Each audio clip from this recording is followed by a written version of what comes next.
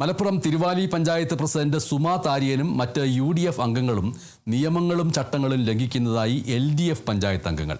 കഴിഞ്ഞ ദിവസം ചേർന്ന ഭരണസമിതി യോഗത്തിൽ നിലവിലെ പഞ്ചായത്ത് ഡ്രൈവറെ പിരിച്ചുവിടാനും മറ്റൊരാളെ ഡ്രൈവറായി നിയമിക്കാനും തീരുമാനിച്ചിരുന്നു. നിലവിലെ ഡ്രൈവറെ പിരിച്ചുവിടരുത് എന്ന കോടതിയുടെ ഉത്തരവ് നിലനിൽക്കെയാണ് UDF അംഗങ്ങൾ തീരുമാനമെടുത്തത്. ഡ്രൈവറെ പിരിച്ചുവിടുന്നത് ചട്ടവിരുദ്ധമാണെന്നും കോടതിയലക്ഷ്യമാണെന്നും കാണിച്ച് LDF അംഗങ്ങൾ വിയോജിപ്പ് രേഖപ്പെടുത്തി. നിലവിലെ ഡ്രൈവറെ പിരിച്ചുവിടുന്നത് ചട്ടവിരുദ്ധമാണെന്നും പുതിയ ആളെ നിയമിക്കുന്ന കാര്യത്തിൽ നടപടിക്രമങ്ങൾ പാലിക്കണമെന്നും കാണിച്ച് പഞ്ചായത്ത് സെക്രട്ടറി കുറിപ്പും നൽകി. UDF ഭരണസമിതി നിയമവിരുദ്ധമായി പ്രവർത്തിക്കുകയാണെങ്കിൽ ശക്തമായ സമരപരിപാടികൾ ആരംഭിക്കുമെന്ന് LDF അംഗങ്ങൾ മുന്നറിയിപ്പ് നൽകി.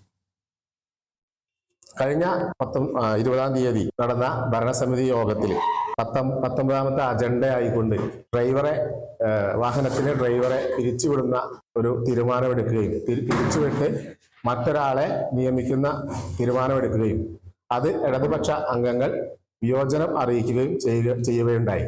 ഇതിനെതിരെ ഉദ്യോഗസ്ഥരെ കൊണ്ട് നിയമങ്ങളും ചട്ടങ്ങളും ലംഘിച്ചുകൊണ്ട് ഉദ്യോഗസ്ഥരെ നിർബന്ധപൂർവം അവർ പറഞ്ഞു നൽകുന്ന തരത്തിലുള്ള വാക്കുകൾ എഴുതി പിടിപ്പിക്കുകയും തുടർന്ന് അവർ അത് മാറ്റി എഴുതണം എന്ന് പറഞ്ഞ് അതിൽ ഒപ്പുവെക്കാതിരിക്കുന്ന സ്ഥിതി വരെ ഉണ്ടാവുകയുണ്ടായി.